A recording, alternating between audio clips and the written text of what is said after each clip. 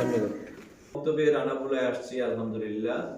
আমরা এখানে কোরআন ক্লাস চলছিল জানুয়ারি মাস, সব প্রতিষ্ঠানে কালচারাল অ্যাক্টিভিটিস আছে, এই জন্য আমরা কোরআন ক্লাসে হামদ নাত কোরআনের উপর বলবো।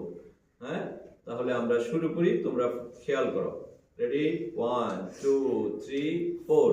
সুবহানাল্লাহ আলহামদুলিল্লাহ লা ইলাহা ইল্লাল্লাহ। সুবহানাল্লাহ আলহামদুলিল্লাহ লা ইলাহা ইল্লাল্লাহ।